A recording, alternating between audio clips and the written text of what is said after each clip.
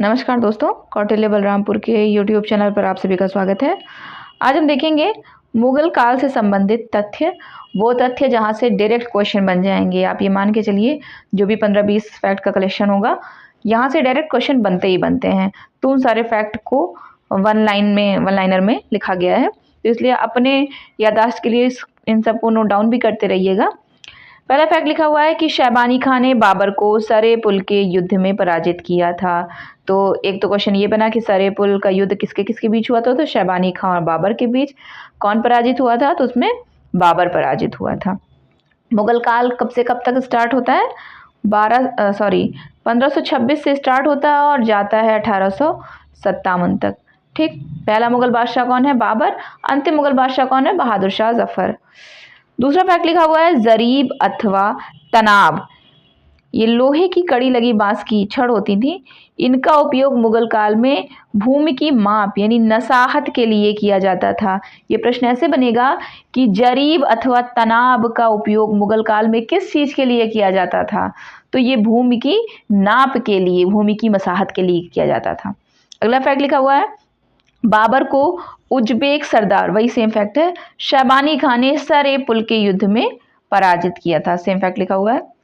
अगला फैक्ट देखिए, बाबर ने सड़कों की माप के लिए गज-ए बाबरी, ठीक, गज-ए बाबरी का शुभारंभ किया। बहुत हो गया।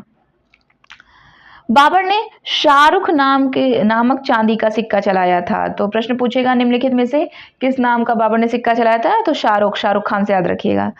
और बाबर की आत्मकथा का अनुवाद पायंदा खां व अब्दुल रहीम खान खाना है, थोड़ा सा गलत लिखा हुआ, अब्दुल रहीम खान खाना ने फारसी में तथा श्रीमती बेब्रिज ने अंग्रेजी में अनुवाद किया था। पर फिर से ध्यान से देख लें कि बाबर की जो आत्मकथा है तुजु के बाबरी, ठीक, जो तुर्की भाषा में लिखी हुई है, इसका फारसी में अनुवाद अब्दुल रहीम खान खाना ने किया था। और यदि पूछे कि अंग्रेजी में अनुवाद किसने किया था, तो श्रीमती बेब्रिज ने किया था। हुमायूं जो कि बाबर का पुत्र था, वो दर्शन शास्त्र, ज्योतिषी शास्त्र, गणित, इन सभी विषयों का विद्वान था स्वयं हुमायूं। और वो ज्योतिषी पे काफी विश्वास करता था। सप्ताह के दिन, अलग अलग दिन के अनुसार अलग अलग रंग के कपड़े पहनता था। बहुत बारी ये परीक्षाओं में ये प्रश्न पूछा गया है कि निम्नलिखित में से कौन सा मुगल बादशाह ज्योतिषी में बहुत विश्वास करता था और सप्ताह के अलग अलग दिन अलग अलग रंगों का कपड़ा पहनता था? तो हुमायूं भाई साहब थे वो। अगला फैक्ट देखते हैं कौन सा आ रहा है। शेरशाह के समय रुपया व दाम की विनिमय दर क्या थी? 1:64। कृषकों की सहायता के लिए शेरशाह ने पट्टा एवं कबूलियत प्रथा आरंभ की थी। ठीक, डिटेल में जब हम आपको क्लास में समझाएंगे तो सारी चीजें डिटेल करके बताएंगे, लेकिन रिवीजन के तौर पे ये सारे फैक्ट समरी के तौर पे बहुत सही हैं, जिनसे डायरेक्ट क्वेश्चन बनेंगे। ये प्रश्न बहुत बड़ी परीक्षाओं में पूछा भी गया है कि पट्टा एवं कबूलियत की प्रथा किसने आरंभ करी थी? तो शेरशाह सूरी ने आरंभ करी थी। हल्दी घाटी के युद्ध के समय महाराणा प्रताप का मुख्य सेनापति कौन था? हकीम खां सूर था। हल्दी घाटी का जो युद्ध हुआ था किसके किसके? अकबर और महाराणा प्रताप के बीच हुआ था, जिसमें अकबर की साइड से उनके सेनापति मान सिंह लड़े थे और महाराणा प्रताप की साइड से उनके जो मुख्य सेनापति थे वो हकीम खां सूर थे। अकबर द्वारा राम सीता की आकृतियों और राम सिया देवनागरी लेख से युक्त सिक्के चलाए गए थे।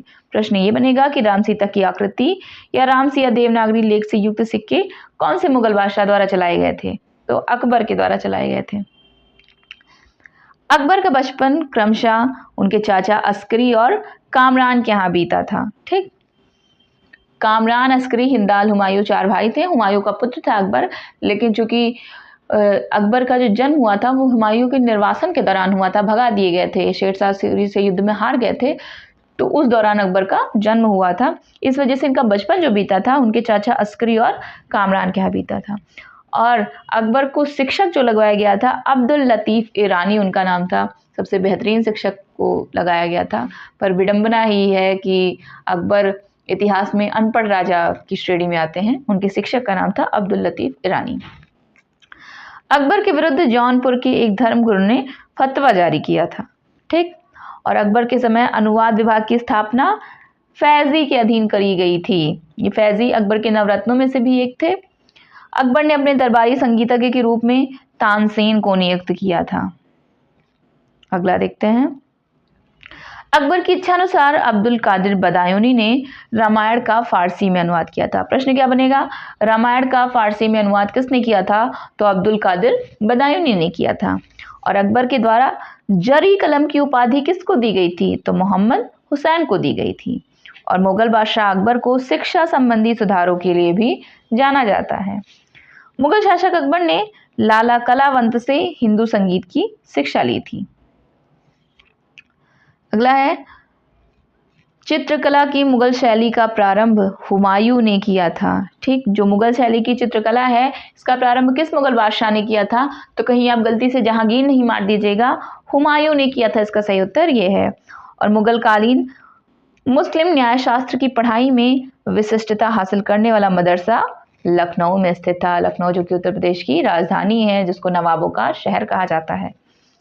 जहांगीर ने नादिर उज्जत जमा की पदवी अबुल हसन को और नादिर उल अम्र की उपाधि मंसूर को प्रदान की थी। बहुत बार ये पूछा गया परीक्षाओं में। जहांगीर ने अपनी पहली पत्नी मानबाई, जो मानसिंह की बहन थी, उनको शाह बेगम का पद प्रदान किया था।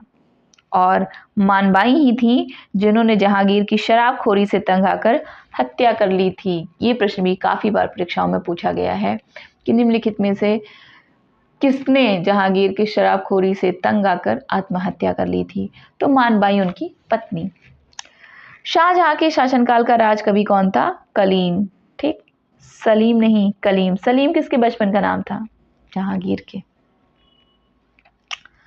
जहांगीर ने 1602 में अपने मित्र वीर सिंह बुंदेला द्वारा अबुल फजल की हत्या करवा दी थी और वीर सिंह बुंदेला को 3000 घुड़सवारों का मनसब प्रदान किया था। इसके एवज में, इसके गिफ्ट में। अबुल फजल अकबर के नवरत्नों में से एक थे और क्योंकि जहांगीर ने विद्रोह कर दिया था तो अबुल फजल को अकबर ने समझाने के लिए भेजा था कि छोटा बच्चा जाओ समझाओ। तो अबुल फजल की हत्या करवा दी थी जहांगीर ने, अपने मित्र वीर सिंह बुंदेला से कह के मरवा दिया था। और जब मरवा दिया तो इनाम के स्वरूप में 3000 घुड़सवारों का मनसब प्रदान किया था उसने। जहांगीर ने अहमदनगर संधि के फलस्वरूप खुर्रम को शाहजहां, जो जहांगीर के बाद अगले सम्राट बनते हैं, खुर्रम उनका बचपन का नाम रहता है, और बीजापुर के शासक को फरजंद की उपाधि प्रदान करी थी। यानी प्रश्न जो बनेगा कि खुर्रम को शाहजहां की उपाधि कौन से संधि के उपरांत मिली थी या कौन से युद्ध के विजय को उपरांत मिली थी? तो अहमदनगर संधि के उपरांत मिली थी।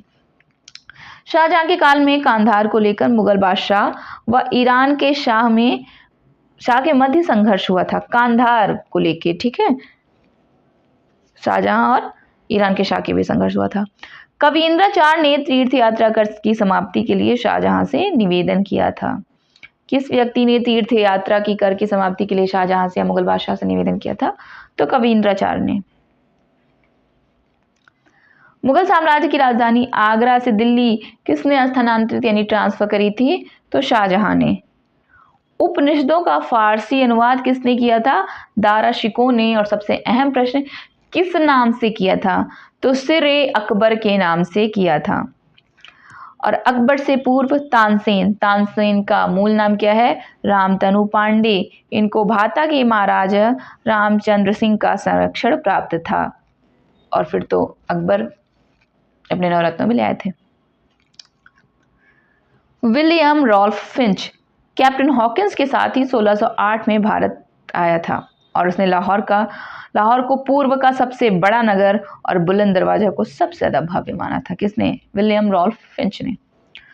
मनुची 1653 से 1708 के बीच, मतलब ये उनका वो है जितने दिन रहे दुनिया में, ये एक इतालवी यात्री था, इटली का यात्री था।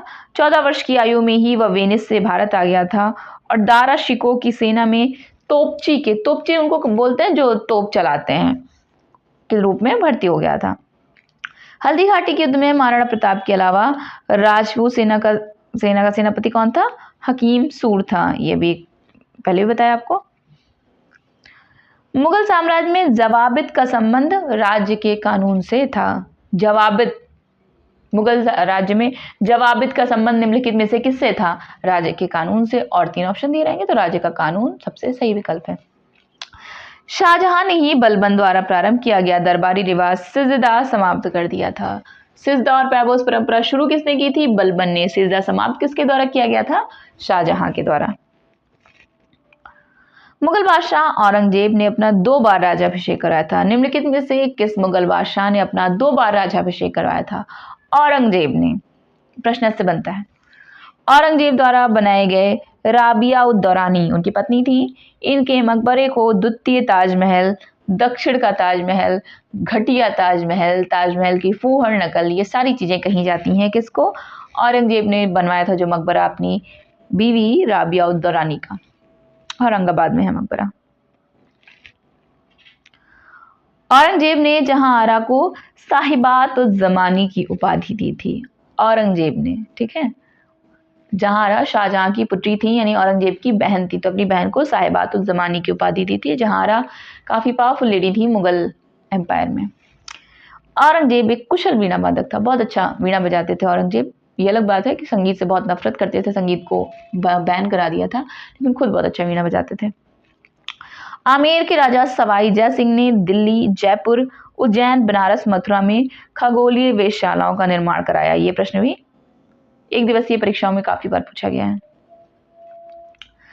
पंचतंत्र का अनवार ए सुहाइली नाम से अनुवाद अबुल फजल ने किया था, ठीक। हितोपदेश का फारसी भाषा में अनुवाद ताजुल माली ने किया है। शाहजहां ने दारा शिकोह को शाह बुलंद इकबाल की पदवी दी थी। और 1612 में शाहजहां ने आसफ खां की पुत्री अर्जुमंद बानो बेगम से विवाह किया था, जो बाद में मुमताज महल के नाम से जानी गई, जिनका मकबरा आगरा में है, ताजमहल के नाम से प्रसिद्ध है और दुनिया के 7 अजूबों में से एक है। 1687 में जब औरंगजेब ने गोलकुंडा किले पर अधिकार किया, उस समय गोलकुंडा का शासक अबुल हसन कुतुब शाह था।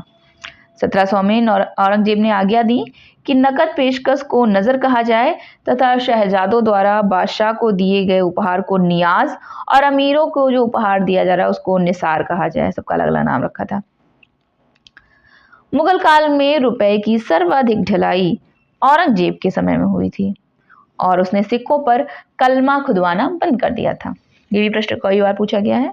शहजादा मुअज्जम बहादुर शाह प्रथम के नाम से 1707 ईस्वी में मुगल बादशाह बना जब औरंगजेब की मृत्यु हुई, और इसकी लापरवाह नीतियों के कारण लोग उसे शाहे बेखबर कहते थे। अनजान है, बेखबर, कुछ पता ही नहीं है। तो शाहे बेखबर के नाम से कौन सा मुगल बादशाह प्रसिद्ध था? तो शहजादा मुअज्जम या बहादुर शाह प्रथम। हुमायूं की मृत्यु उसके पुस्तकालय की सीढ़ियों से गिरकर हुई थी। बहुत बार परीक्षाओं में पूछा गया कौन से मुगल बादशाह की मृत्यु पुस्तकालय की सीढ़ियों से गिरकर हुई। विलियम हॉकिंस, जेम्स प्रथम का राजदूत, इसको जहांगीर के द्वारा इंग्लिश खान की उपाधि प्रदान की गई थी विलियम हॉकिंस को। 1615 में टॉमस रो जहांगीर के दरबार में आया था और सूरत में अंग्रेजों को व्यापार करने के लिए फरमान प्राप्त करने में सफल हुआ था। कौन? Thomas Roe. फ्रांसिसो पल्सट ने जहांगीर के शासनकाल में भारत की यात्रा की थी। भारतीय गौरव या यश का अंतिम सूर्य हेमू को कहा जाता है। और बंदा बहादुर एक बहुत बड़े सिख योद्धा थे। इनका मूल नाम लच्छन देव था। बाबर के मुस्लिम कानून नियमों का संग्रह मुबायीन में है, ठीक। और औरंगजेब द्वारा चलाए गए जिहाद का वास्तविक अर्थ क्या था? दारुल इस्लाम की स्थापना करना था। मयूर सिंहासन पर बैठने वाला अंतिम मुगल बादशाह मोहम्मद शाह रंगीला था। मयूर सिंहासन जिसको नादिर शाह 1747 के करनाल के युद्ध में लूट करके लेके चला गया था। तख्ते ताऊस जिसको बोला जाता था, जिसपे कोहिनूर हीरा भी लगा हुआ था। जंतर मंतर का निर्माण महाराजा जय सिंह ने करवाया था। खराज, उन और मुक्तई भूमि उत्पाद पर लगने वाले कर को इंगित करते हैं।